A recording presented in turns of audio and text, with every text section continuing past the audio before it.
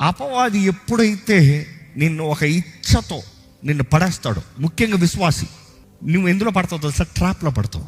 ఎవరితోనో చెప్పగలుగుతావా?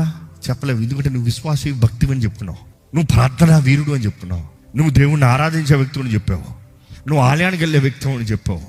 సడన్గా నీ ఇచ్చే జీవితాన్ని ఎక్కడ చెప్పగలుగుతావు? Secrets. That is why it's a deadly sin. Trap. నీకు నువ్వు ట్రాప్లో పడ్డావు. ఎవరైనా స్పీక్ టు ఎనీబడి, ఎవరితో చెప్పలేకపోతున్నావు. అదే సమయంలో ఏం చేస్తున్నావు తెలుసా? రహస్యంగా యు ఆర్ ఫీలింగ్ గిల్టీ, దేవుడితో మాట్లాడతలేదు, చేయకూడదని చేస్తూ దాంట్లో బంధించబడిన స్థితిలో ఉన్నావు. ఈరోజు ఇటువంటి వ్యక్తులు నా స్వరాన్ని మీరు వింటున్నారంటే మీ కొరకు రక్షకుడైన యేసు ఉన్నాడు. ఆయన ఆత్మశక్తి ఉంది.